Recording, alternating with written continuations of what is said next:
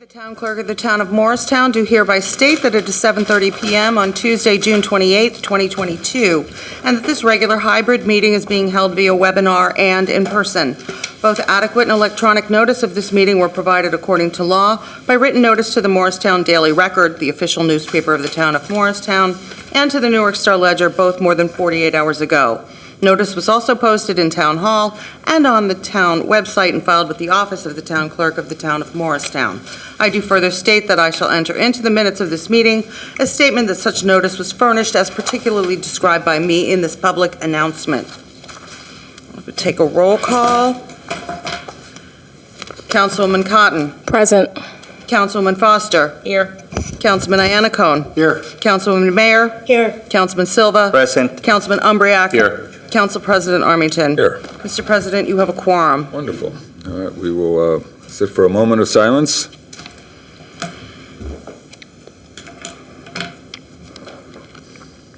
Followed by the Pledge of Allegiance.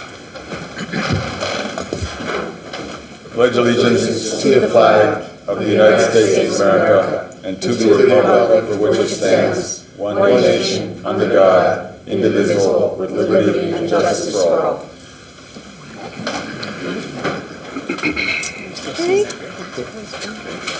Before we get started, please be aware that public comment during the public hearing portions of this meeting will be held both in person and through the Zoom app. At the appropriate time, members of the public wishing to speak should indicate so by raising his or her hand in chambers or in the app. To comment via Zoom, click on the raise your hand icon at the bottom left side of your screen.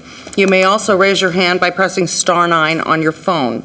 When it is your turn, the moderator will send a signal through the app and ask that you unmute yourself so that you may be heard. To unmute yourself on the phone, press *6. There are 3 items on the consent agenda this evening. May I have a motion to approve? I'll make go ahead. I'll move. Okay. I'll second. Did things? Can you give us some background on the Oktoberfest fundraiser? Yes, absolutely. So the difference between the Oktoberfest fundraiser approval versus a facilities use approval is that a nonprofit is able to apply to the ABC for a social affairs permit, which allows them to serve alcoholic beverages on their private property for 1 or however many days. In the case of facilities use, you always receive department head approval. In this case, because we need to get approval from the ABC, the application goes to them. They filter it down to the chief of police and to me, and it's here for your approval because this event is open to the public. Do we know if they've had this event in previous years? I am not certain. I have not seen a previous application for this event.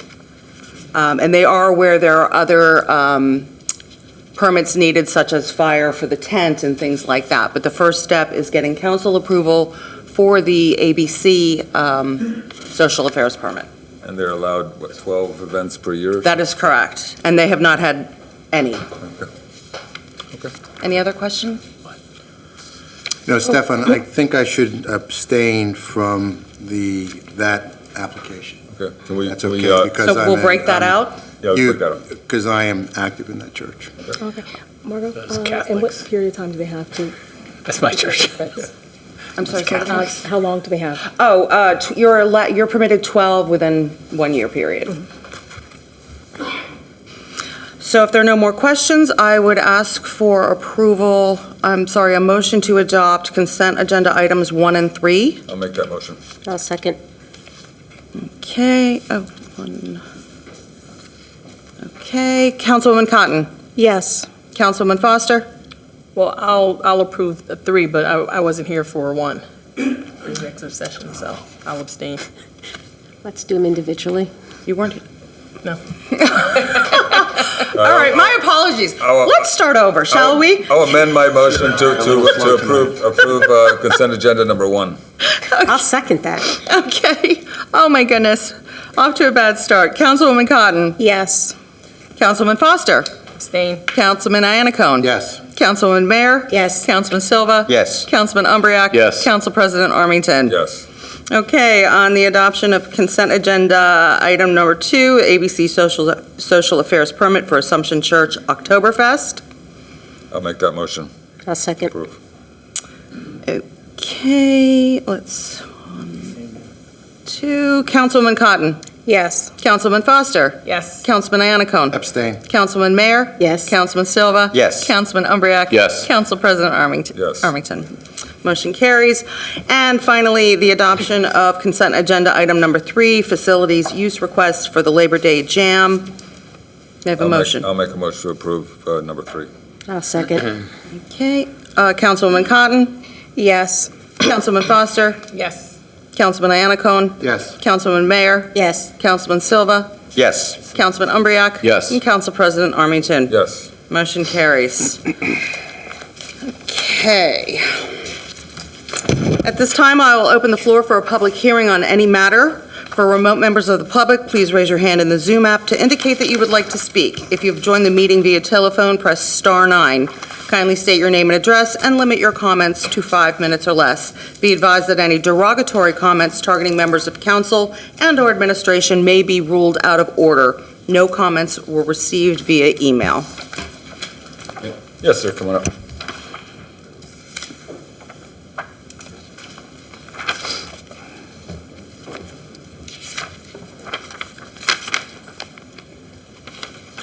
Good evening, I'm Mike Molnar. I'm with the Morristown Police, as you can see. I use the address of 200 South Street. With me, I have Dave O'Hare and Sal Zerzolo. They are the owners of the Garden State Comic Fest, and also our PBA president, Keith Hudson. Today, I come to you representing the PBA. The Garden State Comic Fest has been on a hiatus for the last 2 years at Menin due to the pandemic. They are now returning to Menin Arena, their base of operations. And as we have done in the past, the PBA will be joining them in providing some assistance with any cosplayers that come in. We always check to make sure that their weapons are indeed fake for the safety of everyone. They have also been so gracious as to offer us a table to set up in the front where we get an artist to donate their talents to creating a print. We will combine a superhero with Morristown Police in some fashion. This will be our 5th year doing it. This year we have gotten a very talented artist, Angie Furneaux, to come out. She will be there at the Comic Fest as well. I have the first batch of prints that I'd like to give to each of you. This year we chose the character Storm from the X-Men. She is able to manipulate the elements, and in our picture here, she is using lightning to create our patch. This is the art piece. Very cool. Yeah. So if I may just Yeah, that's great. distribute to everyone. Yeah.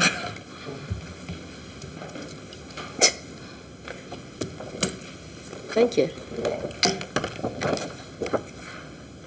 Wow. Thank you. Really cool. Very cool, thank you. Yes, thank you. That we could read it? Wow. Thank you. That is nice. Thank you.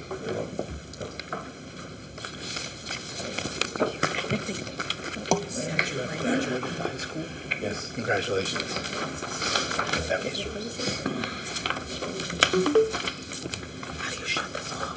So the Comic Fest is July 9th and 10th at Menin Arena. It's from 9 to 6 on Saturday and 9 to 5 on Sunday. As I said, we'll be there to help, and we will be giving out 150 of these pictures on each day, total of 300 pictures. First come, first serve. It's just our way of trying to give back to the community a little bit. Wonderful, thank you very much. Thank you. If I could Thank you. turn it over to these gentlemen as well. Hey guys, how are Hi. you? Great. How are you? We're very excited to be back in Morristown finally after the 2 years that we've been out. And we look forward to working with the PBA in Morristown again. We're very excited to bring in a lot of business to Morristown for you guys, for the restaurants and the hotels and everything else. And, you know, we also do charity art auctions for local animal rescues and a couple other Heroes Initiative, which is for artists that worked in the comic community years back, which fell on hard times. So it's, there's no retirement plans for these guys. So, but yeah, we're very excited to be there. And this year, we're actually bringing in the cast of Peacemaker from the HBO series. Okay. So, Freddie Strome is going to be there, Nutley, and Steve Agee, along with Tiffany, the singer from I think we're alone now? the 80s. She will be in Menon Arena in 10 days to sign Nice. autographs and take pictures with That fans. sounds great. So we're very excited and, good to be back. Nice. Welcome, welcome. Thank you. All right. Just kidding, I'm not going to read the comic book. But this is what it's all about. This is where it starts, and we bring to the show tons of creators, artists, writers, producers. We have people in television, and it's great if you can bring kids to the show to see where it all starts, Show of hands, how many people have read a comic book in their life? Okay. Oh, you almost didn't raise your hand, you got me worried. But anyway, this show is a passion of both of ours. Yeah, it's great for business, and we're in it for a profit, obviously, but we also do it for other things, and I like to tell people we're in the happiness business.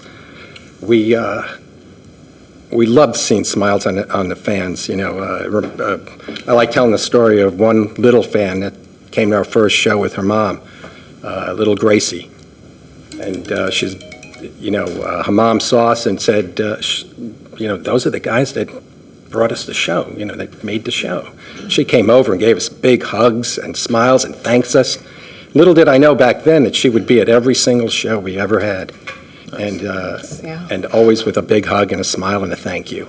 And she's actually a fixture at our show now. We should probably pay her to come because she knows most of the crowd and most of the vendors and gives everybody hugs, so it's great. So things like that, that's just one story, and so many I could tell, but I think we have limited time, right? Anyway, but thank you for having us. We look forward to your support so that you can be in the happiness business too. Definitely. Thank you. Thank you. Thank you.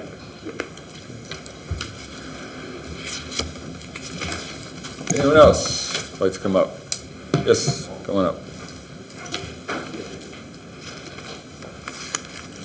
Hi, I'm John Madden from 28 Grant Street. I was here last meeting, and I just wanted to revisit a couple of issues on Grant Street. First, I want to say, I was very appreciative of the quick action on Grant Street, putting in two 25-mile-an-hour signs that weren't previously there. I understand there's a traffic study underway. I'll be curious to see what, what the average speed is. Actually, more to the point, I think, not so much the average speed, but seeing, what number of violators above the speed limit there are. Again, it's a safety issue for the large amount of children on that street. It's a narrow street. It's dark for the most part, and it's very densely populated. So, in spite of that, the appreciation and the quick action on it and the understanding of the board, I did want to, I had a couple of other asks for it. The one thing about the 25 mile an hour, I think is, I think in that neighborhood is still a little bit fast, and especially if you add to it that, many people go 5 to 10 above a posted speed limit. So, I'd like to get it closer to the 15 that we have, or the 15 or 20 that we have at where we have speed bumps. I'm not asking for speed bumps. Many of the people in the community don't want the speed bumps, but we would like to get those numbers down if we can, the speed down. So one of my suggestions is one of the yellow suggested 15 mile an hour speed limit signs that you have next to speed bumps, but just as a suggested, maybe a children playing or children present would be another thing to add to it.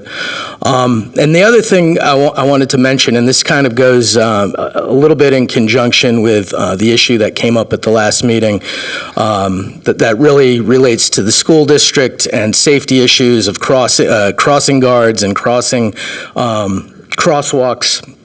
One thing I would like to see is, we do currently have 4 crosswalks along the length of Grant Street. There's one at Harrison at the beginning, there's one at the end where it terminates at Sussex, and then there's 2 that are coming in from Bellevue and Cleveland, and those are the crosswalks there. Right now, they're quite, they're almost erased. I'd like to see them repainted if we could do that. The other thing is that there's currently, there's curb cuts from Cleveland across Grant Street, about midway. If you know where Cleveland is, it's midway up the road, and there is currently curb cuts that would allow for putting a crosswalk there. So I think if we added a crosswalk there along with a sign that had a pedestrian crossing sign, that and that 15-mile-an-hour limit would be something that I would be very happy with, and I would drop the issue after that if that was the case. The other thing, just on Harrison Street, the one concern that I do have there with that crosswalk is that there is no, as you make that turn off of Harrison, and that's where a lot of people pick up speed, there is no indication. It doesn't say, pedestrian crossing. There's no warning.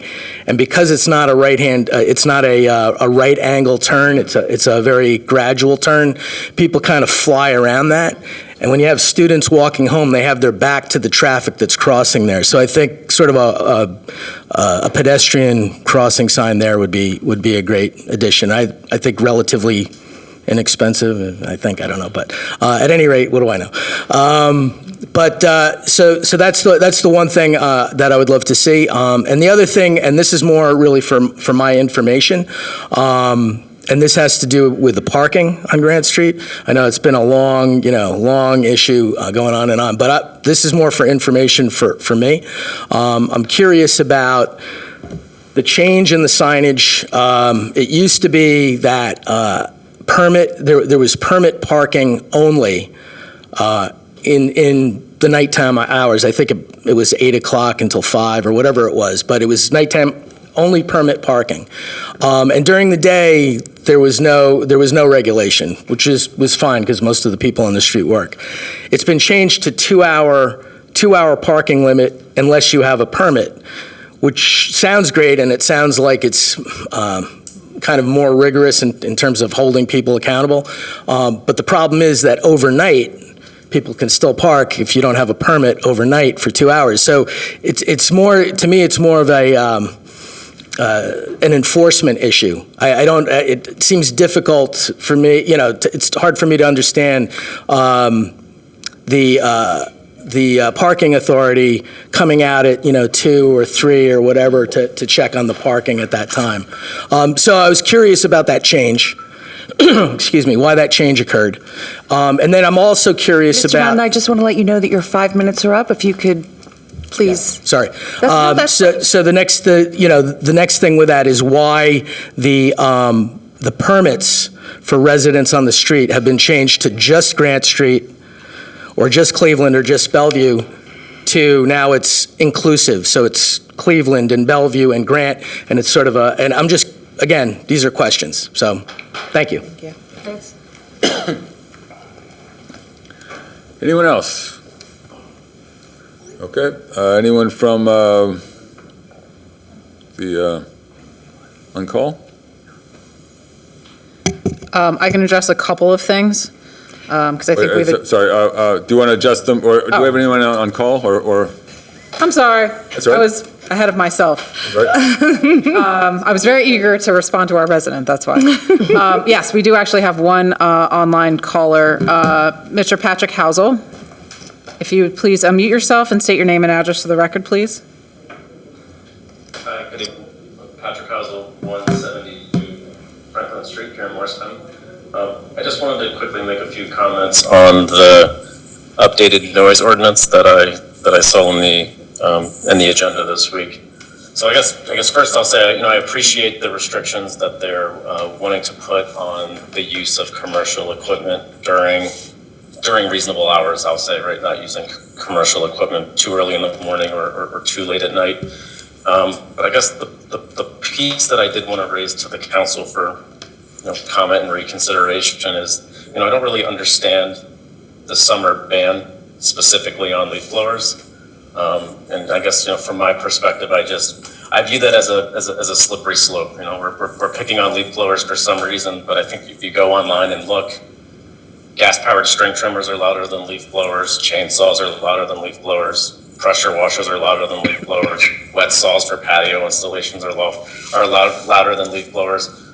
So I don't really necessarily understand the need to isolate leaf blowers in this instance. And I guess my just general comment to the council would be, it seems that you're over-regulating the issue a bit here.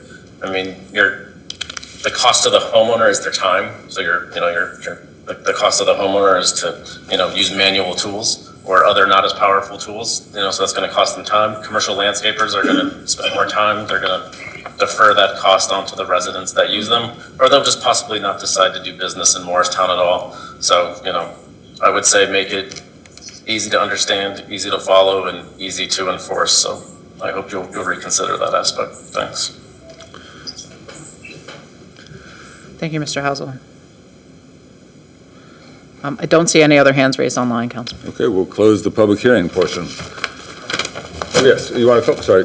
General question, is there going to be... Oh, and if you want to come on up and I was just curious about the procedure. Stuart Warming, 37 Overlook Road. Is there going to be a separate... I'm sorry, sir, could you please repeat your name and address? Stuart Warming, Warmink, 37 Overlook Road. Is that your last name? Warming is the last name. What is your first name, sir? Stuart. And then your Lake Road? Sorry? Lake Road? Overlook. I'm so sorry. I'm just having trouble today. I just Thank had you. a question about the procedure. Is there going to be separate public comments about the noise ordinance, or is this? there will be, if the ordinance gets introduced tonight, then before it's adopted, which would be in 2 weeks or a month or something to that effect, there will be a formal public hearing for that. If you have comments about the ordinance, then now is your time to express your comments about it. Oh, okay, then I do, I guess. Yeah, thanks. Thank you. Yes, I'm totally for the new ordinance, including the summer months, and I think it's not fair to characterize that so many other things are just as loud as leaf blowers. Just from experience, that leaf blowers is all you hear. You don't lawnmowers, they're like a gentle rumble compared to these things. And, people don't have all these other equipments running all day long. It's like almost not a day goes by when we have multiple leaf blowers going in our neighborhood somewhere during the day. And then you think, oh, we're done. You open the windows. Oh, there's another one starting. They're like sirens, they just penetrate your house. So I'm completely for banning them in the summer months. I realize they're needed in the fall and spring cleanup, and that has to be done. I have one myself. I use it too in the fall, but I don't use it in the summer. So I think it's all about expectations, right? I mean, people, why do we have to use leaf blowers all year round in the summer just to have a few leaves or leaf clippings on the driveway? I mean, people used to manage without leaf blowers just fine. I mean, it's not a health issue or a safety issue. It's just people don't want to see a single leaf on their lawn at the expense of all the neighbors hearing these leaf blowers every day of the week. It's just awful. So that's my feedback. There really is a big difference. Leaf blowers, they're terrible, and they pollute like crazy. Some days, if there's no wind, we have to close all our windows because the smell from these leaf blowers just drifts in the neighborhood, It's just, so I completely support it. Thank you. Thank you. Thank you. Okay, with that, anyone else? Yes, go ahead.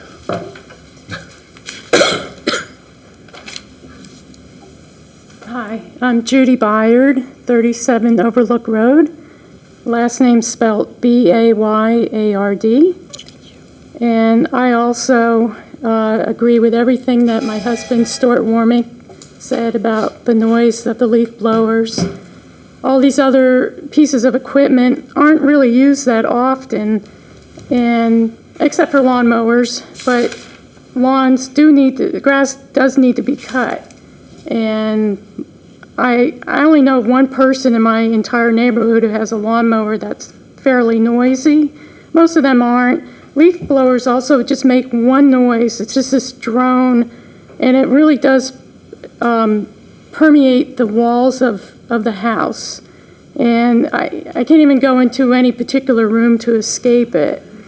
And I find that, parking lots are blown and sidewalks are blown forever, streets, and I'm not really sure why it's needed. The next day it's raining and there's debris on the street again, and we don't eat off the streets. So I also think if landscapers are worried about how long the battery power will last, well, they just don't need to blow very long, until the fall, and this doesn't apply in the fall anyway. So, and also a lot of people work from home now.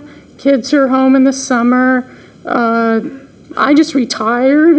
Maybe not you, but baby boomers are retiring, so we're home more. And I just really appreciate that you all are have this on the agenda. I'm trying to think what other points I had. I had a few little notes here. And a lot of people have gotten dogs during the pandemic, and they're out walking their dog. It's also bad for the environment because you're blowing all the, little insects and everything around, blowing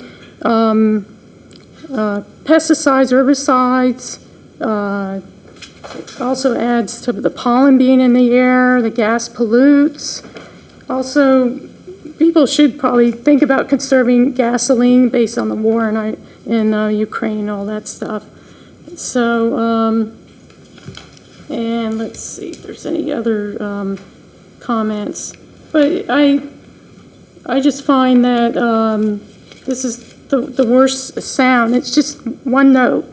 And most other noise is either fleeting or someone might cut down a tree, and yes, it's loud, but then that's it.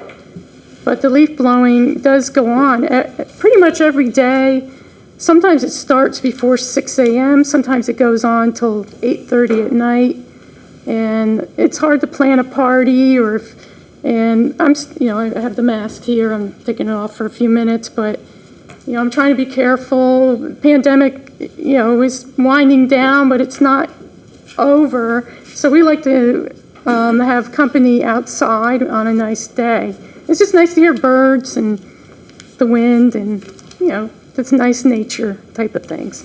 So I hope you do pass this ordinance. I would prefer if it were longer, if it were maybe 3 weeks in April, they could use the gas power, and then in the fall, October 15 to December 15 would be perfect, as far as I'm concerned.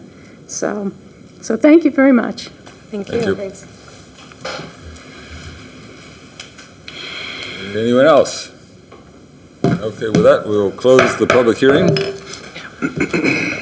Okay, Go ahead. now I'm ready. I appreciate your comments. I did want to let you know that the traffic study was recently complete, so we'll have something available. I'll probably provide to the council president, he can share that with you and the rest of your neighbors.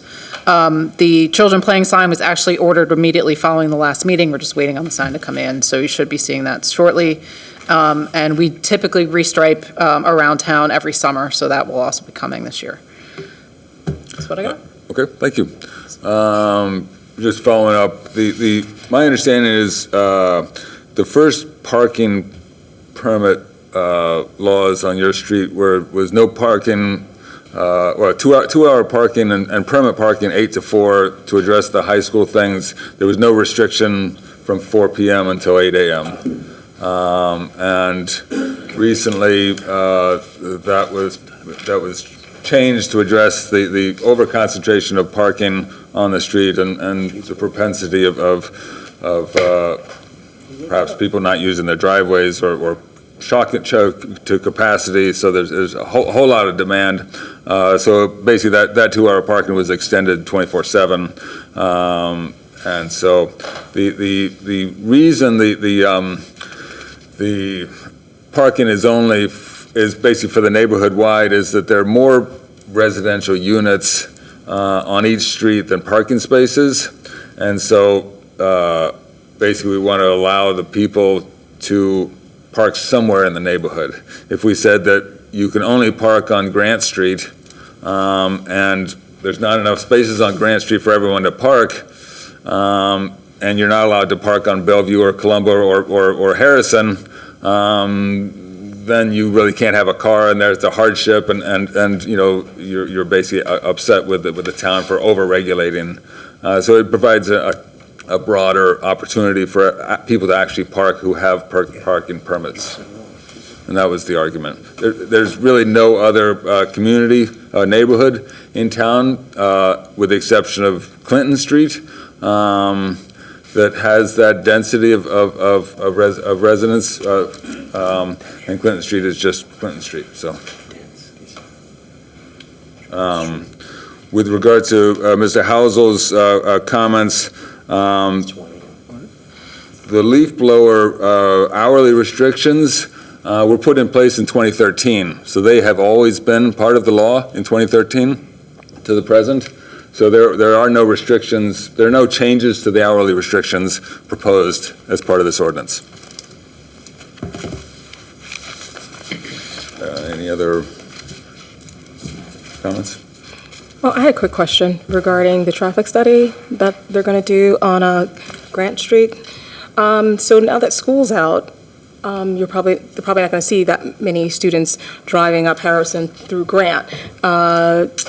So they already completed the traffic counts. Okay. And I believe that they completed them in I think three of the 5 days were during school days, and then the other 2 were not, so they're going to weight them proportionally so that it's not adversely affected by not having school kids. Is that correct? Yes. Okay. Thank you. All right, moving on then.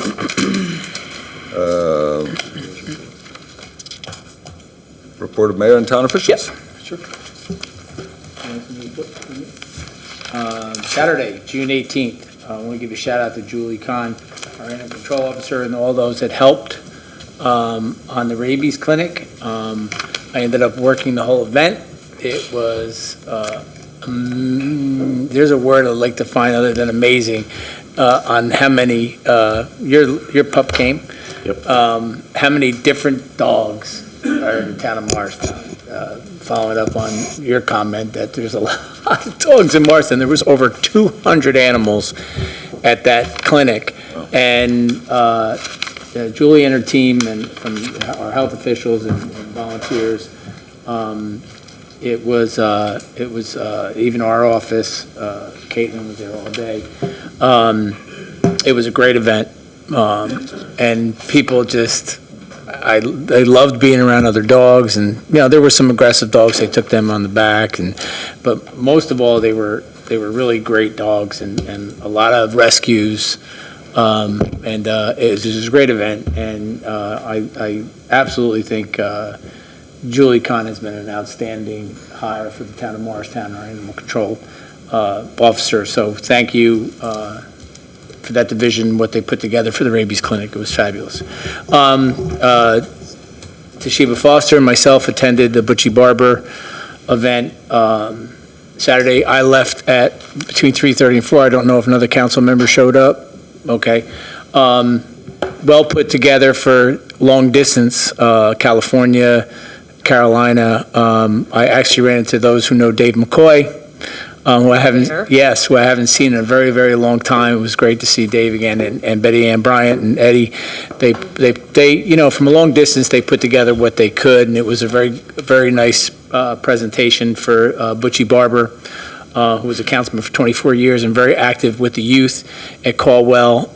You heard a lot of the people who were around, 40, 50 years ago, and how much Butchie was involved and how he affected so many young people, and it was nice to, as someone said, to smell the flowers, or to get the flowers before your time is gone here on this earth.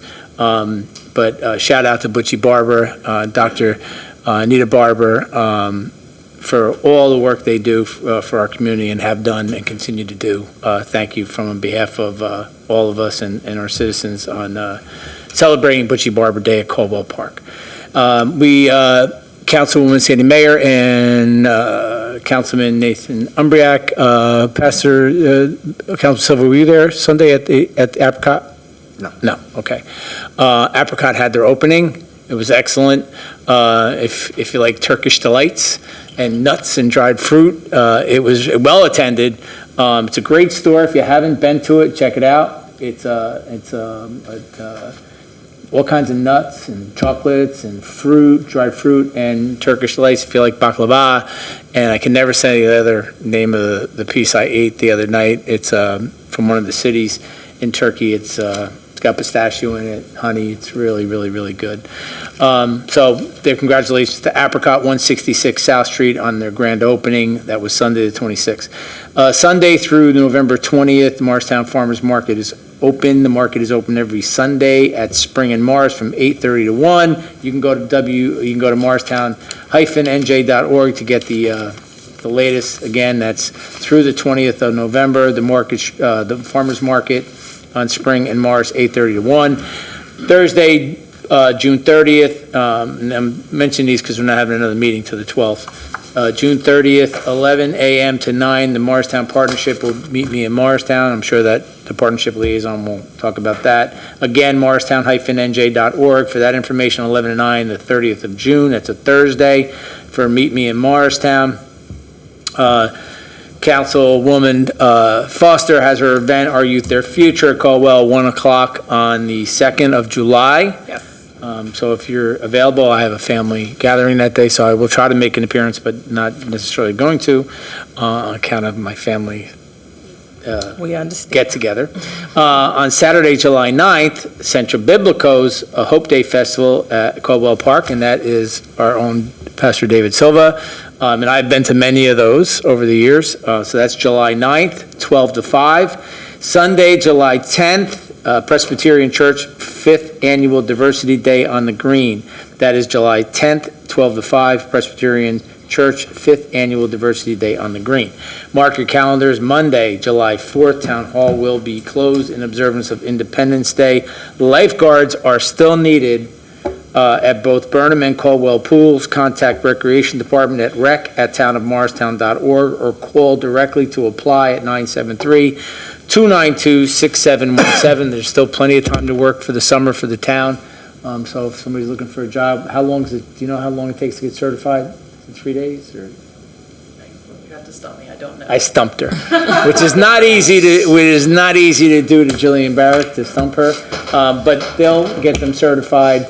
So if you're looking for a job, and then the last comment I had, because there's a number of things on your list, Mr. Madden, could you make sure you send us an email at the administration's office, just to lay them, so we're not having to go back to the clerk and pull minutes out.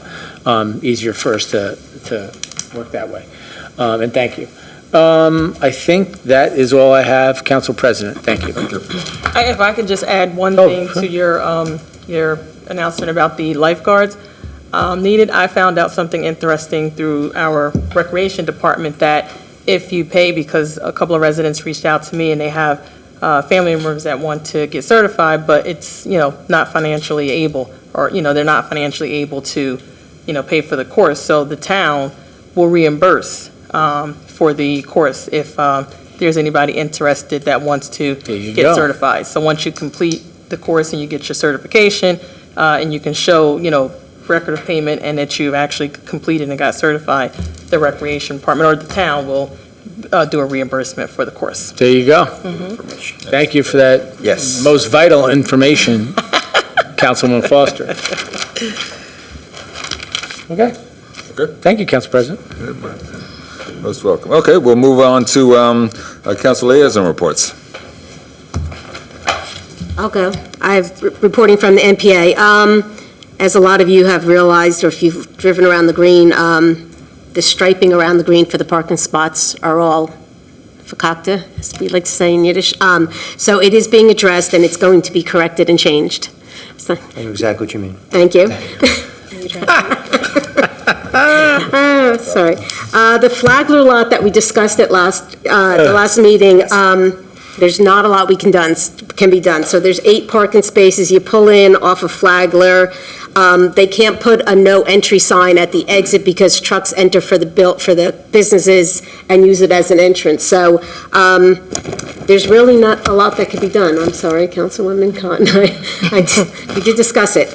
I think we discussed the parking lot, The Domino's. the Domino's parking lot, which is private property jurisdiction, Right. parking. We temporarily sort of discussed the parking on that other lot, but I don't think there was any right in, right out, because it's a one-way street. Right, so the Domino drivers that can't fit in the Domino's lot pull into, onto Flagler. They go opposite through the parking lot of the MPA the wrong way, and then dart across Flagler to get out onto Speedwell. So there's, it's a congestion area right there, and then we also were talking about maybe not allowing a left onto Speedwell, but that wasn't part of the MPA discussion. I was just asking if they could do something to control the usage of their lot, and there really isn't anything they could do because they're not there and they don't really have authority to pull somebody over if they're driving the wrong way in a parking lot. So unfortunately, unsuccessful. 1776, they're paying the MPA for 4 spots along Speedwell next to Century 21. And I've experienced the valets do U-turns and pedestrians just wander across the road. So I'm just hoping maybe the administration can reach out to them and ask them to maybe put a sign up for the pedestrians not to wander across the road to get across the green. I'm not sure about that. And just reach out for the valet parkers too. And they also, I know their planning board application was approved, and they were doing parking at headquarters, but now they're using a different lot, and I don't know if that has anything to do with what's causing the U-turns or not. And then I'm going to discuss with Councilman Iannacone about parking during holidays. He didn't receive the letter that I thought he'd received, and I'll share it with Margo to send it out to all of us, but I'll cover that at the next meeting. Thank you, That's it. Okay, so I will report from the Morristown Partnership. They actually meet on the 15th of this month, but Jennifer, the Executive Director, wanted me to share some information with you all, council members and for members of the public. The historic Morristown walk-in tours return for summer this year. The Morristown Partnership is partnered with the Morris County Tourism Bureau to support their series of outdoor heritage walking tours this summer. There are 4 thematic tours that highlight the people, events, and architecture of Morristown. Tour lasts between 45 and 60 minutes, and they cost $25 each. Pre-registration and prepayment are required. Each tour participant will receive a $10 Morristown Partnership gift certificate, which can be redeemed at nearly 200 Morristown businesses, including restaurants and retailers. Registration information is available on both at morristourism.org and morristown-nj.org. Additionally, the Morristown Festival on the Green will be held on Sunday, October 2nd. Applications for the 2022 Morristown Festival on the Green are now available to past exhibitors. The Morristown Partnership will open registration to new exhibitors the week of July 11th. For participation information, please email festival@morristown-nj.org. As reported at the last meeting, 6/14, our last meeting, Meet Me at Morristown will take place near the Vale Mansion this Thursday, June 30th. June entertainment at 7 p.m. The Music Beyond Measure, MBM, Jazz Trio featuring Tamara C. Williams. The MBM Trio will perform a sultry mix of jazz, blues, and R&B. Additionally, as the mayor mentioned, the Morristown Farmers Market is open for businesses each summer in the Morristown Parking Authority lot behind the Morristown Post Office, 8:30 a.m. to 1 p.m. Thank you. Oh, hold on a second. Before you go, Mayor, did you No, it's all right. I was going to just follow up on something Sandy, Councilwoman Mayor said about the pedestrians crossing. I mean, I don't know if you're in downtown, all over town, as much as I am, they cross everywhere. Yeah. It doesn't surprise me. It's just that when you're coming around the green, everybody speeds up to go through the light, and people are just sort I of... see people going, speeding down. I had a guy speed down Maple Avenue. I was in the middle of the crosswalk, had his windows open, and I said, yo. And you know what the guy did? He jammed on his brakes, got out of his truck, and said, if you open up your mouth again, I'll do boom, boom, boom. And I just stood there and said, okay. We're glad you didn't get hit. That's the nature of people these days. They just are not considerate of thing. And people do, and I, you know, cops can't be everywhere. And they dart across the street with kids in tow. You see it constantly, in between cars. You'd be going down South Street doing 20 miles an hour, which isn't fast, right? 15, 20 miles an hour, and all of a sudden, out between two cars come a parent with two kids in tow. And you're like, holy mackerel. So it's unfortunate, but basically, you know, the way it works is if there's a record of pedestrian crashes there, then Address you it. know, we'll Yeah. try to, you know, It's tough. target that area. I with understand, and education. it's not just here, it's everywhere, down at Broad Street, Newark. It's just that when they got their application approved, they didn't discuss parking on the other side of the street. The valet parking was you pull up in front, they were going to park in headquarters. Now they're pulling up to the opposite side of the street, so the valet can just also. Well, just- I guess they parking in Catania. they have four spaces they spaces. rent, and that's for a premium. So if you want to pay a premium to have your car parked across the street, you can have your car parked across the street. Other than that, they use the garage. Right, they use a different garage, so they're going around the block. But they have the valet parking across the street? Is that what it is? They have 4 spots. They have 4 across the spots. They use that for valet parking? Yeah, so if you want to pay $20, Mhm. you can park across the street. My thing is you just park anywhere on the green or down South Street and walk there. Or you could just park your car in the parking Or lot. you just live where I live and walk up there. All right, moving on. Morris Housing Authority, I know you're waiting for that report. Last night was the meeting. Mr. Kinar gave a great report. The RAD update is that renovation at 29 Ann Street on the 5th floor is completed. So now they are starting working on 4th and 3rd floor. The residents that came back to the 5th floor are very happy with the renovations. Before you ask the questions, I forgot to ask when we will have a tour. I forgot, I had it and I forgot. The community room and part of the lobby area is closed for renovations as well. There is a lot of activity on the exterior buildings. They are fixing windows and other things. Residents returning are happy. The renovation team is also engaged in 31 early and 39 early. That does not involve tenant units because they are doing measurements on windows and outside work. One of the greatest things that has happened at MHA is the social service department, which is one of the things that I admire and support on that, because they're working hard on helping not only the seniors, but also the residents at Mayhem Village with activities and programs that will help them in their own personal lives. There is a report of those vendors that has rented a space at Marion Sally Room, how they're working and they're doing activities. Inspire, Create, Paint had an activity, movie day is June 29th tonight. Ice Pop Summer, department received a Costco donation for ice pops for the senior residents. The Father's Day lunch obtained a donation for sandwiches and wraps.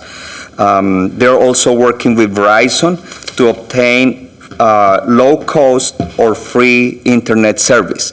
And one of the things that Keith said is that he's aiming for free internet for seniors. Senior Tech Club is willing to distribute iPads to the senior residents through a grant obtained by CDC. And CDC Bingo is also already working with the community there in the room. The Mayo Perform Arts brought on June 15 a performance of music, and that was delighted for the seniors. Also, Women of Encouragement, Unity Steppers, Movie Night for children, had 80 children at Marion Sally. Let's Come Together on June 18 had a celebration of Juneteenth event with the barbecue. There are many other activities that I don't want, but I just want to highlight that the grant that the Jets gave is already in, and they're starting working for the desktops for the computer lab. But also the New York Jets has donated 30 tablets with charger and for that room and that's a great thing. Just one more thing that is important. Sulfal will have a health mobile medical RV and dental RV to provide Maynahan Village residents with pre-registration for medical and dental assistance. So I think MHA is doing a great work and continue advancing forward, helping all residents. Great, thank you, David. Just one point, maybe you can look into, one of the items that came up, or concerns that came up the last meeting or the meeting before, was that as part of the RAD project, they were removing air conditioning units a little bit too long before the residents moved out. So we're trying to get them to coordinate that so that basically they didn't have to sit in their apartments without any air conditioning. Yeah. David, just to be clear, I was there 2 Sundays, and I don't think Ann Street was actually safe for people to be in with the construction and the way of the construction, the manner of the construction. I think Mr. Kennard is doing a good job. I think he's being as diligent as he can. But on his own admission, he is having difficulty with the management company and with the management company actually being able to staff their own operation. So a lot of the staff is still our old staff that's working.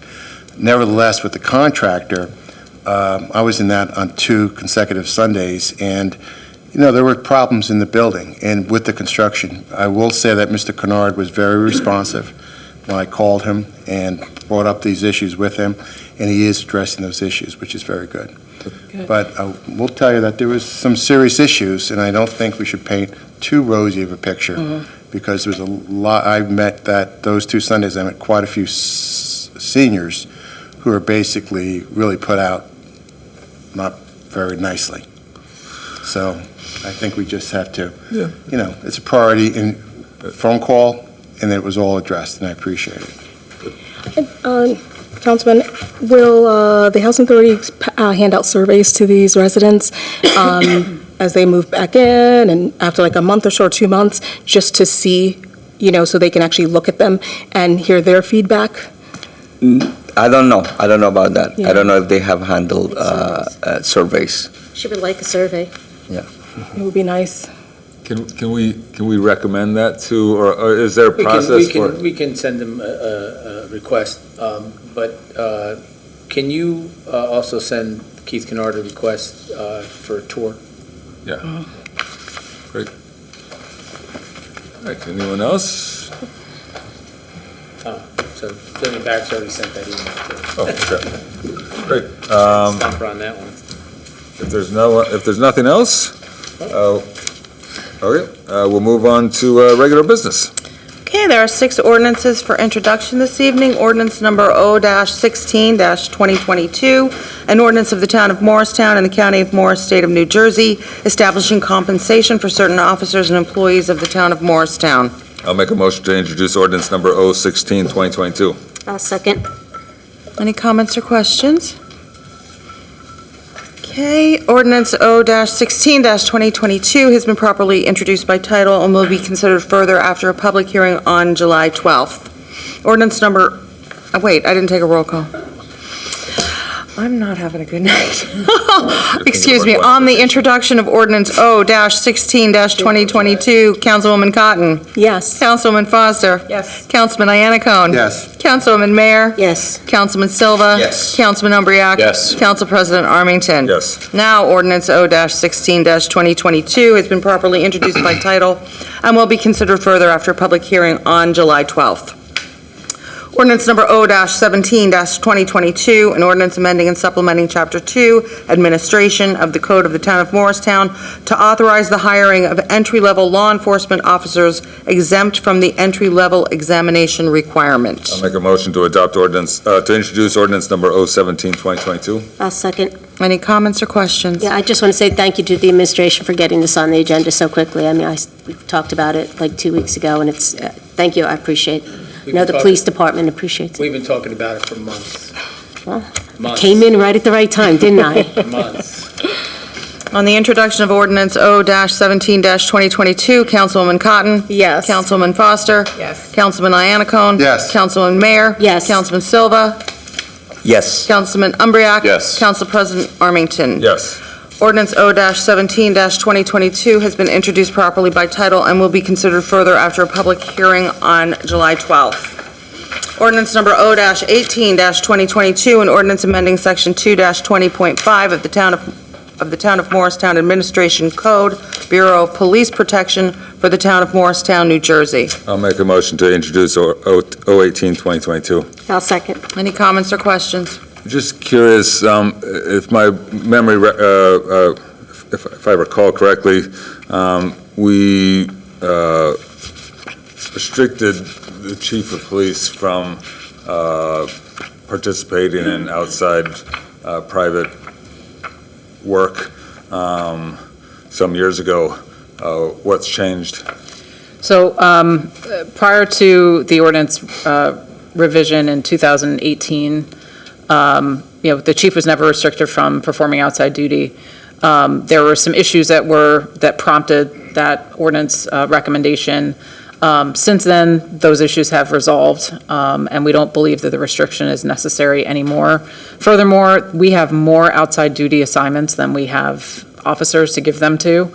In fact, we're often, a lot of those jobs are often gone unfilled by our own officers, and they've been filled by out-of-town officers and sheriff's officers, and sometimes they don't get filled at all. So we no longer see a reason to have a restriction in place, which is why we're suggesting that the ordinance be revised accordingly. Jillian, what might be helpful at the time of the hearing is if the chief could give us an idea of what the guidelines are for this practice of working, it's not quite moonlighting, but it's working for other agencies, and what the parameters are. The concern being conflict and/or the concern being interference with what their primary job is, which is police officers here in the city. So if we could have the chief maybe give us some details on that, that would be helpful. Sorry. Okay. On the introduction of ordinance O-18-2022, Councilwoman Cotton? Yes. Councilwoman Foster? Yes. Councilman Iannacone? Yes. Councilwoman Mayer? Yes. Councilman Silva? Yes. Councilman Umbriak? Yes. Council President Armington? Yes. Ordinance O-18-2022 has been introduced properly by title and will be considered further after a public hearing on July 12th. Ordinance number O-19-2022, ordinance amending ordinance O-27-2021, providing for certain capital improvements at the Morristown Municipal Airport by the Town of Morristown and the County of Morris, State of New Jersey, and appropriating $608,675.50 therefore to finance part of the cost thereof. I'll make a motion to introduce ordinance number O-19-2022. I'll second. Any comments or questions? Jillian, can you give us an update from the status from our meeting that we had, that the mayor and council had with the airport, as to where they are with reference to reviewing our financial arrangement? Absolutely. We've engaged our auditors to do a cost allocation study, which has already commenced. In fact, I think they have a meeting scheduled at the airport in the next couple of weeks. So that's already underway, and I expect a report this summer. Thank you. On the introduction of ordinance O-19-2022, Councilwoman Cotton? Yes. Councilman Foster? Yes. Councilman Iannacone? Yes. Councilwoman Mayer? Yes. Councilman Silva? Yes. Councilman Umbriak? Yes. Council President Armington? Yes. Ordinance O-19-2022 has been introduced properly by title and will be considered further after a public hearing on July 12th. Ordinance number O-20-2022, ordinance amending and supplementing Chapter 3-33, landscaping equipment and construction noise of the Code of the Town of Morristown to restrict seasonal use of gas-powered leaf blowers. I'll make a motion to introduce ordinance O-20-2022. I'll second. Comments or questions? The issue on this, and I think we should all talk with our constituents before the next meeting, because people may not show up at the hearing, but I think what we heard tonight from Stuart and Judy and from Patrick, I think really clearly defined the two concerns concerning the seasonal usage during the summer months of leaf blowers and singling out leaf blowers. A lot of discussion, because I know I've gotten a lot of calls on this issue, mostly explaining the ordinance, and generally the ordinance is very strongly supported strongly support it. The only exception being this June, July, and August of September. And I think what we should all do is actually talk with our constituents and see what kind of consensus we can build on that last issue. I've been talking with my constituents, mine are in favor. Okay, good, well, But that's my ward. but that's going to be, that is the issue, and I think, and I'm thankful that the two people, the Hassels and the Byers and Warmicks, actually outlined the issue very nicely this evening. And also, there was a resident that called, and he was on the other side, opposing the ban. That was Patrick Hassel. Oh, okay. Yeah. Okay. Yeah, just some comments, just to echo kind of what Patrick said, what Bob said. I think the issue, and there's two sides of the coin, obviously, but I think, from a residential perspective or a commercial perspective, the summer months are when leaf blowers are actually used the least amount. They're used to just blow the debris, you mow the lawn, you blow the debris off the sidewalk, off your driveway. The winter months or the fall months is when you're using them much, much more, in combination with snow blowers and, leaf removal and whatnot. So I'm in agreement with Bob. I think that's the issue that I have is with the seasonal ban of it. And I think to clarify that, the intent is acknowledging that the use or the power that's needed to blow grass clippings is easily accommodated with electric blowers, which typically aren't as powerful and don't violate the noise ordinance. So, we do understand the inconvenience of it. That basically, if people want to blow the grass off their sidewalks, they will either have to get quiet a gas power, electric or battery-powered leaf blowers, or back when I had a gas-powered mower, I would just go up and down the sidewalk after I'm done. It basically dissipates all the grass. It's not perfect, but if you want the perfect lawn, then you have to basically comply. So that's the intent. And this would also prevent commercial landscapers from using gas-powered leaf blowers, which obviously would have a financial impact on them, on the homeowner. Yes. Yeah. We received Jillian's report on how much will cost the town to change to that, right? Which is a high price. It is a high price for the town. How much more it will be a high price for a small business like a landscaper? And in the other hand, for residents, I know many people who have small houses on your ward that they cannot afford to have two blowers, one gas and one electric. And the way the economy is right now, I don't think is wise to do this for these people.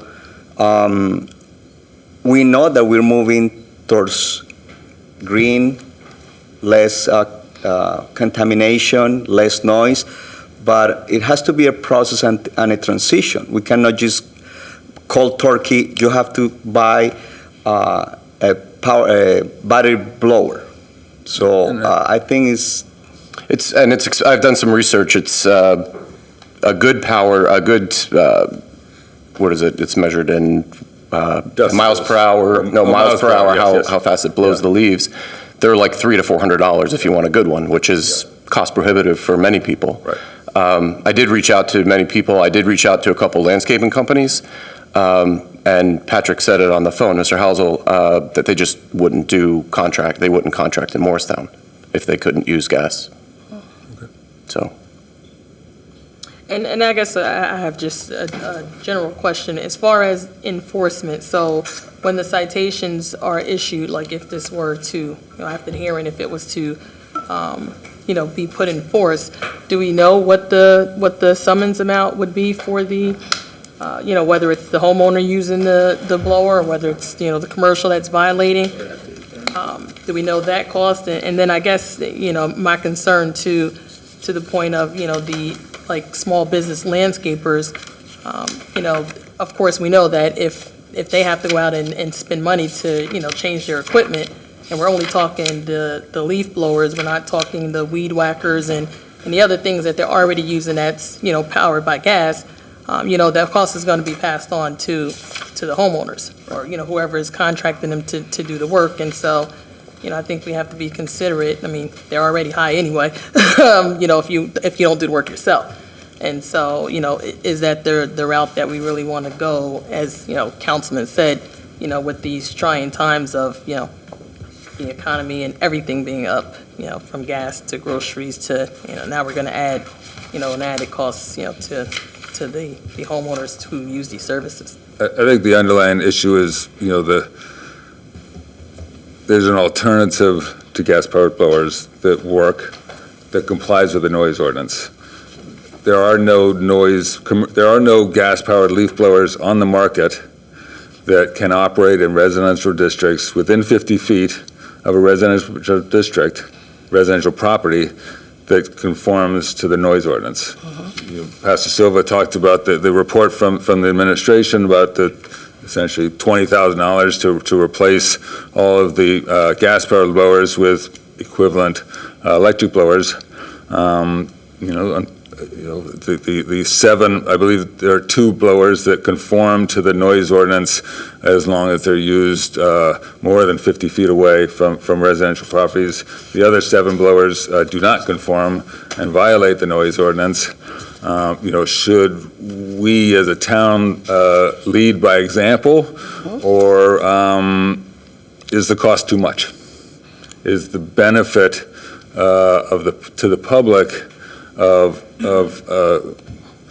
not living with excessive noise, is the cost too much for that benefit? And that's the question. Yeah, we're talking about quality of life, so. Keep in mind what you're doing with this ordinance is actually permitting them to be used. You're doing just the opposite. You're permitting them to be used. There is an issue about the sound, but you're permitting them. Right. Essentially, it's what's unspoken is if the noise ordinance was enforced systematically, they would not be allowed 12 months out of the year. This is essentially an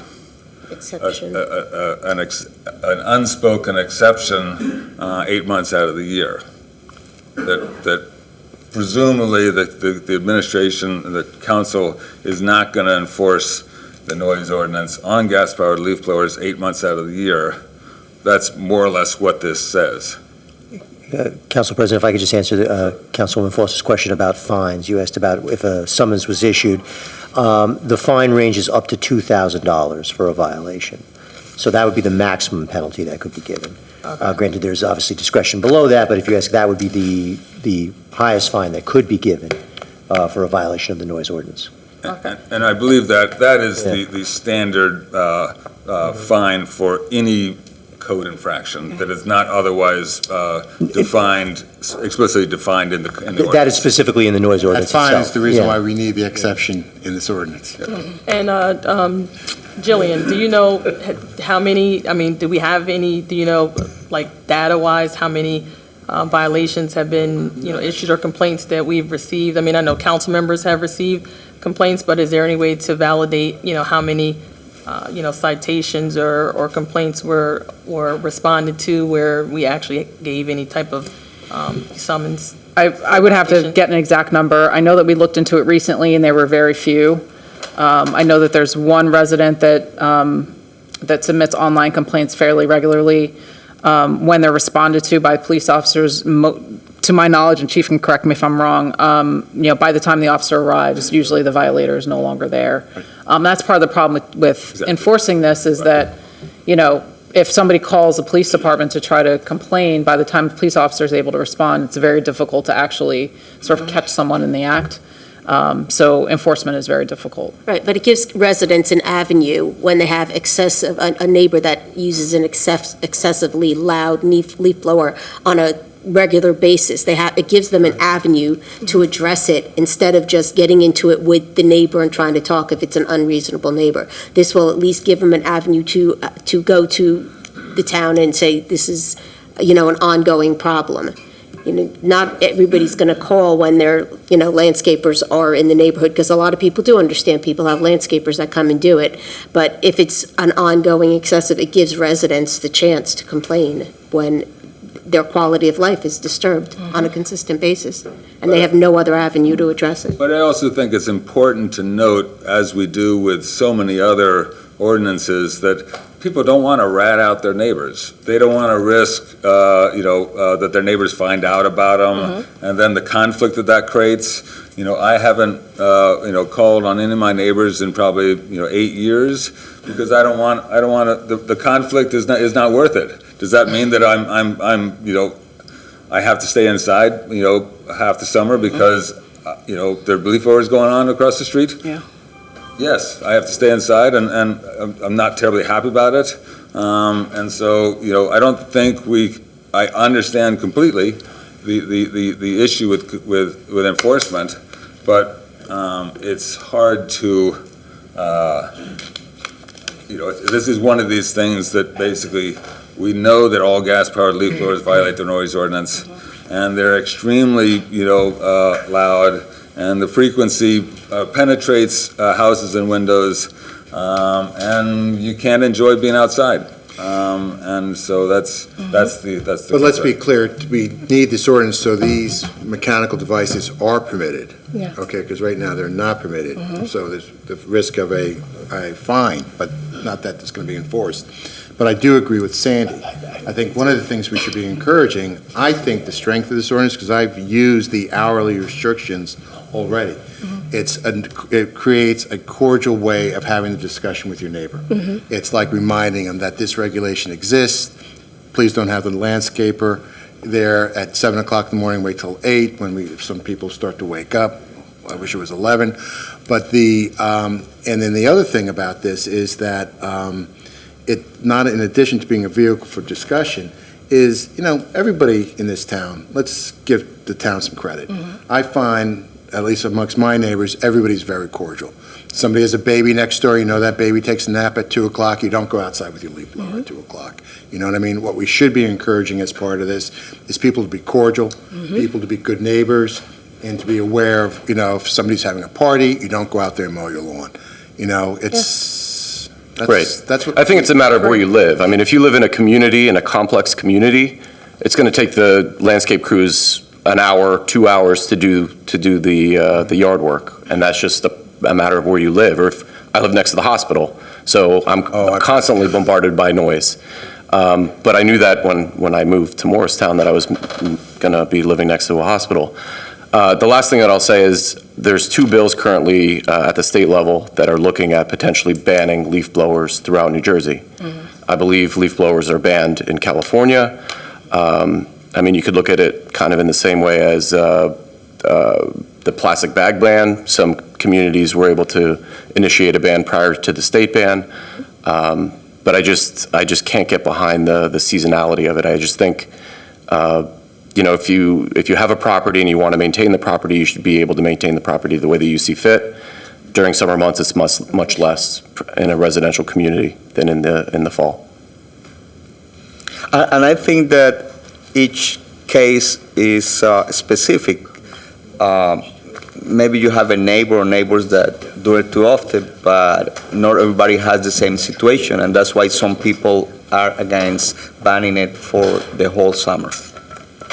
Appreciate your comments. If there's nothing else, call the question.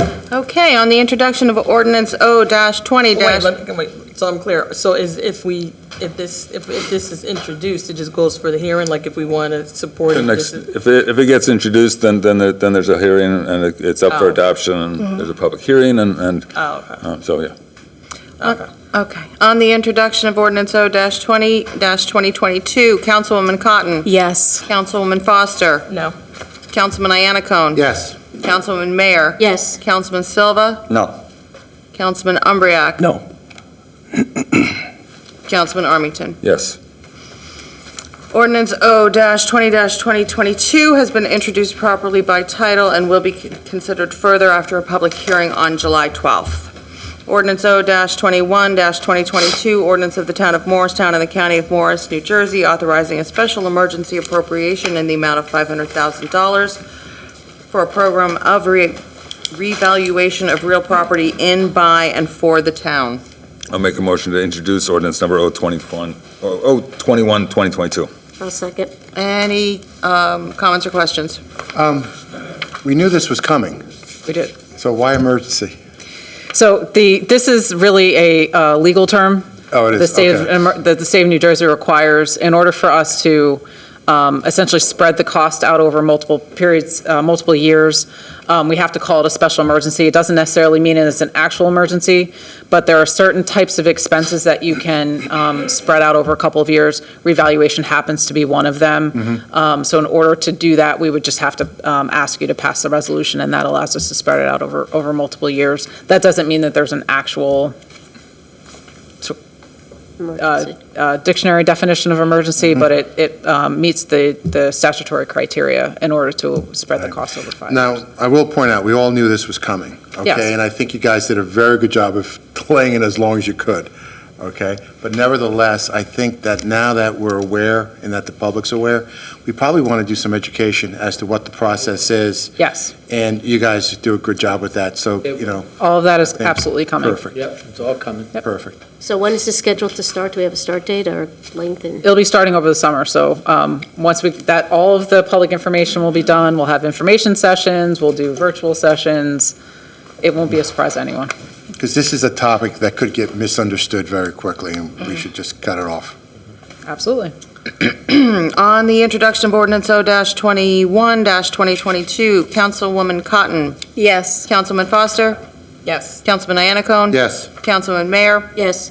Councilman Silva. Yes. Councilman Umbriak. Yes. Council President Armington. Yes. Ordinance O-21-2022 has been introduced properly by title and will be considered further after a public hearing on July 12th. There are 4 ordinances for public hearing and adoption this evening. Ordinance O-12-2022, a bond ordinance providing for various capital improvements in and by the town of Morristown in the county of Morris, New Jersey, appropriating $1.5 million therefore, and authorizing the issuance of $1,425,000 in bonds or notes of the town to finance part of the cost thereof. I'll make a motion to adopt ordinance number O-12-2022. I'll second. At this time, I'll open the floor for a public hearing on ordinance O-12-2022. Hearing none, I'll close the public hearing. Any comments or questions from council? On the adoption of ordinance O-12-2022, Councilwoman Cotton. Yes. Councilman Foster. Yes. Councilman Iannacone. Yes. Councilman Mayor. Yes. Councilman Silva. Yes. Councilman Umbriak. Yes. Council President Armington. Yes. Ordinance 12-2022 is adopted. Ordinance O-13-2022, an ordinance amending and supplementing the code of the town of Morristown, Chapter 7 Traffic, Section 7-40.2, handicap parking on streets for private residences, to amend the placard number assigned to a dedicated parking space for a resident of 12 Clinton Street. I'll make a motion to adopt ordinance number O-13-2022. I'll second. At this time, I'll open the floor for a public hearing on ordinance O-13-2022 only. Hearing none, I'll close the public hearing. Any comments or questions from council?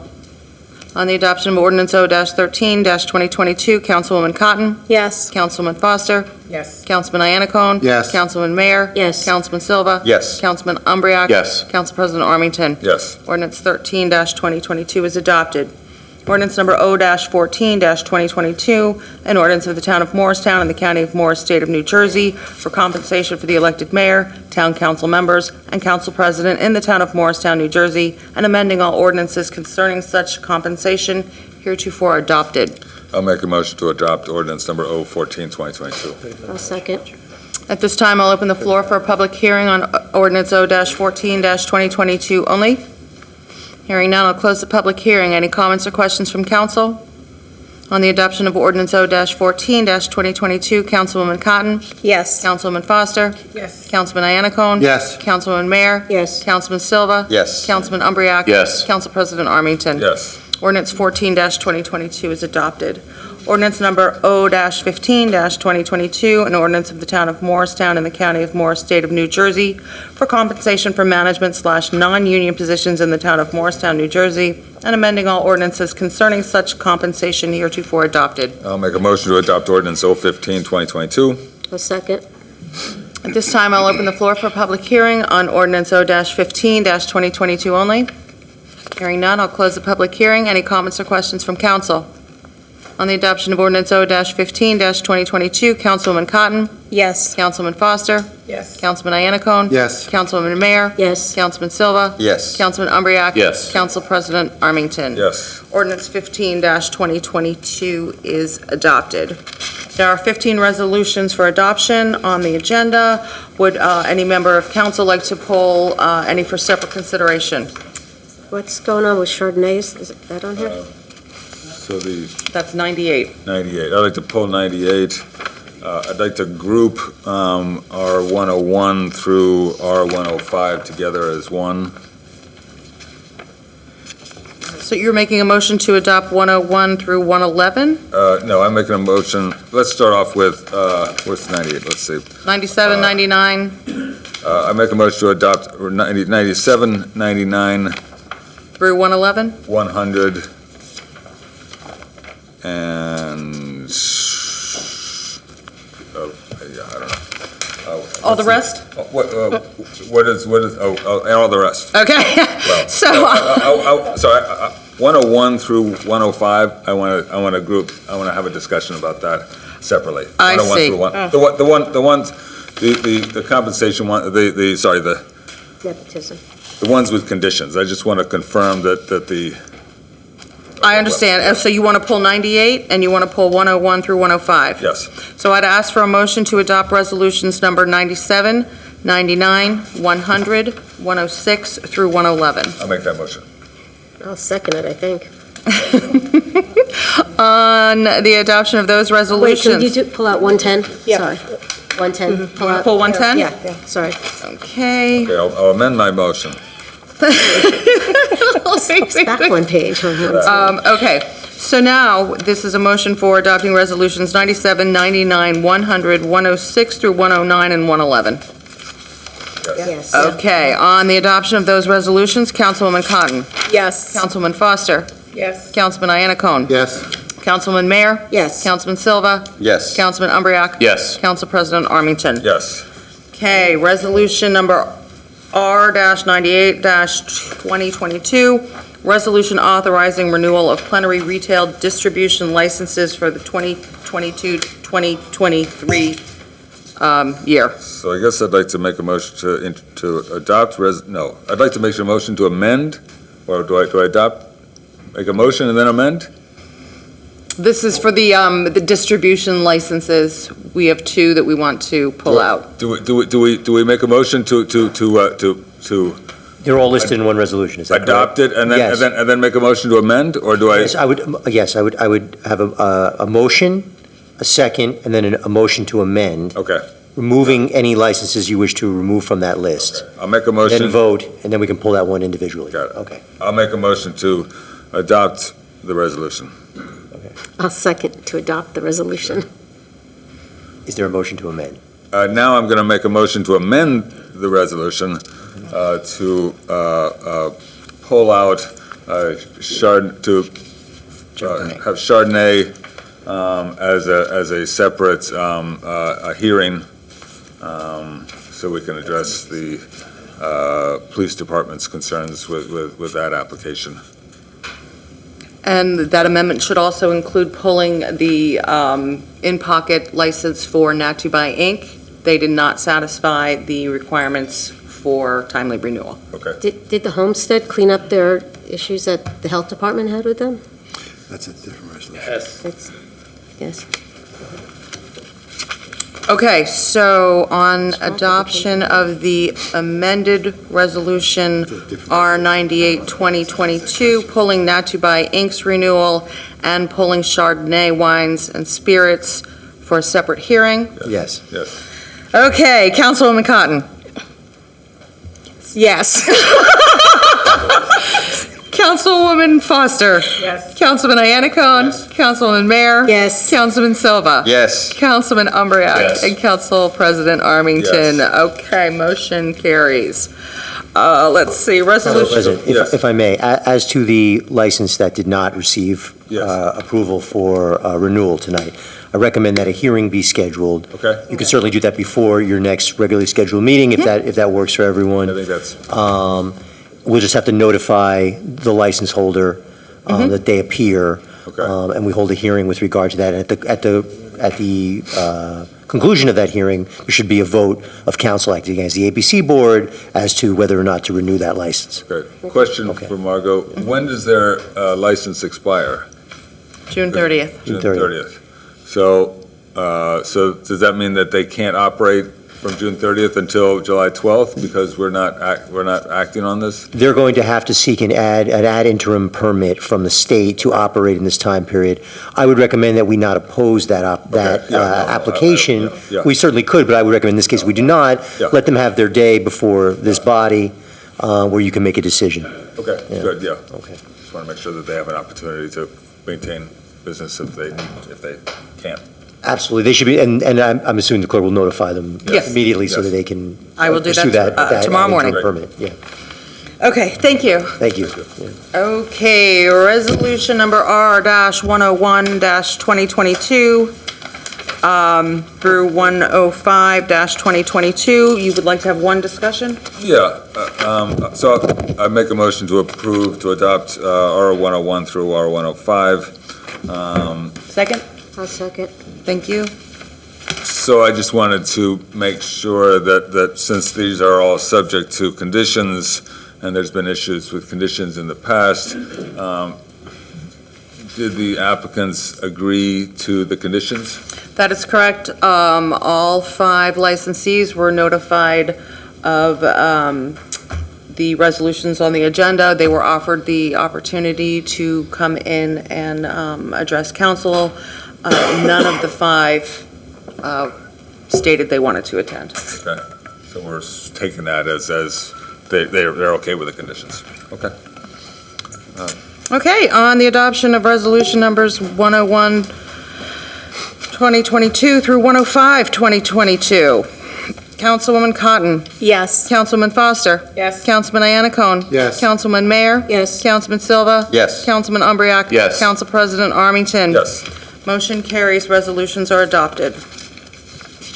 You know, on that, Margot, that was complicated, because I actually checked the resolutions passed against past ones. Did a nice job in preparing that, and this is no easy task every year when you renew these. Thank you. So you had a bad night tonight, but you... Wait, I feel I improved. Absolutely, the absolutely. resolutions. Pat on the back and a kick in the butt all at one time. All righty. There's one more, right? 110. Yeah. 110? Oh, my God. See, I'm back. You jinxed me, Councilman. You're back in the negative. Back in the doghouse. My apologies. Resolution R-110-2022, resolution urging the swift passage of S. 330, is that Senate Bill 330, which restores energy tax receipts. I'll make a motion to adopt resolution R110, 2022. I'll second. Councilwoman? No, I just, Yeah, I wanted to just ask for You the wanna go benefit of first? the public, if you could, give some clarity on this. We were at a league meeting last week, and this was a big discussion with Senator Bucco, and everybody was in favor of it, so it's great that we're working on it, but maybe just explain. And this does not go back, right? This is just moving forward? We're not recouping any of our money from the past years that they've been pocketing, or? Oh, I wish. I'll just put a asking. footnote on this before you answer this.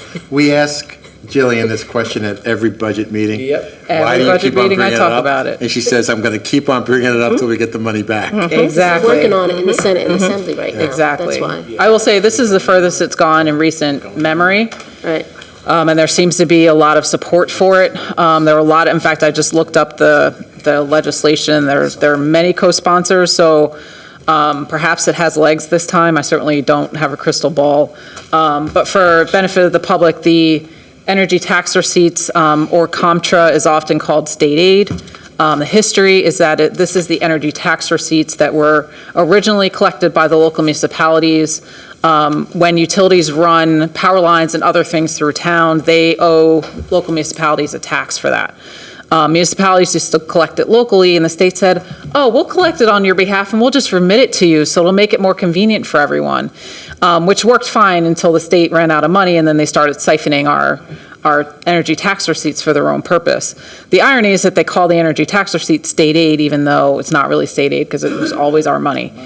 And the COMTRA was originally specifically flagged for property tax relief. In fact, COMTRA is an acronym that stands for Property Tax Relief Act. 2008, I think they started siphoning money off, Frank. And every year they started cutting back, and then the COMTRA state aid has been flat for many years.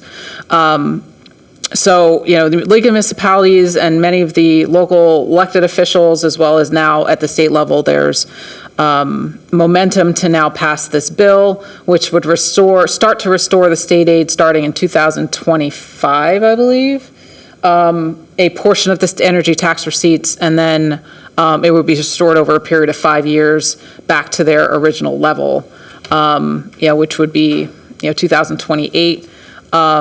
With the express requirement that they be used to offset property taxes, and you can't use it for new spending. I know that our taxpayers could really use that offset. If I remember correctly off the top of my head, it was equal to $300 to every taxpayer, just to restore the energy tax receipts to the prior level. So I certainly hope that this continues to maintain momentum, and appreciate the council's support and encouraging the state legislature to pass this legislation. It's one of the only bipartisan events topics that we had at the meeting, so glad to see it. On the adoption of Resolution R-110-2022, Councilwoman Cotton? Yes. Councilman Foster? Yes. Councilman Anacone? Yes. Councilman Mayor? Yes. Councilman Silva? Yes. Councilman Umbreak? Yes. Council President Armington? Yes. Motion carries. Okay, that concludes the regular business. There's no unfinished business. There's one item of new business, election rewarding. I forgot the hyphen. Oh, Should that's have all a right. hyphen. It's not to be confused with, rewards. But I understand that as a result of this process, there's a shift in people from the second ward to the fourth ward and first ward to the, so if you could explain it. Well, the first part of the explanation, I will defer to Ms. Barrick. Okay? Okay. So much at the federal level, where there's redistricting for congressional seats, there's a similar process every 10 years with the census at the local level, where representation at the ward level is rebalanced based on the most recent census. So with the 2020 census data now having been fully vetted, we were tasked with rebalancing our ward map to make sure that we have effectively an equal number of people in each one of our wards. In doing that analysis, the borders were moved between the first and the second ward and the second and the fourth ward, I think. Yes. That's all right. And new maps were produced and presented to the county election board, and ultimately the county and the state approved those maps. So we have some residents that shifted now from one ward into another, and I believe those notices and that notice process can be explained by Margot. Yeah, so there were, I want to say, 531 residents who were affected by the redistricting, rewarding. For those residents, the notice, formal notice, was published in the newspaper. It was posted on the town website. It is supposed to be on the county website, but I have not confirmed if it's there or not. We did mail out, the clerk's office did mail out correspondence to all the affected residents, notifying them that this change had been made and that their new ward and district will be printed on their sample ballots. And if they had any questions, to call the office. So. Stefan, just by way of clarity, actually, you got short notice of this. And I will say you guys had short notice and you had to do this very quickly. Because the fact is that the first ward and the third ward, basically our populations were almost exactly the same. But the population did not grow as rapidly in the fourth ward as it did in the second ward. So we had to shift votes out of the second ward into the first ward, and then the first ward had to shift into the fourth ward. And it was the easiest way of doing it on the map. And so basically what it does is takes that slice, that is south on South Street and puts it into the Fourth Ward, a natural boundary. It actually gives dual representation to a downtown that needs that dual representation, I think, with all the activity that's there. And then it took some of the Second Ward that's on the First Ward side of Lafayette and shifted it over into the First Ward, which is good. But I think administration did review it with us, called us in, let us know what they were doing, and it was a very, very good solution to the situation. So what you're saying is you lost your discount at Swiss Chalet because you're no longer representing them? Oh, actually, no, Swiss Chalet was never, and it's actually went further down. And if I could just add one thing, the short notice was due to miscommunication on several levels. It will not happen again. 10 years from now, when we're all still sitting here, hopefully, it will not be short notice. All right, with that, Great job. If there's anything else, motion to adjourn? We'll make a motion to adjourn. Second? Second. All in favor? Aye. Opposed? Meeting adjourned. I love this.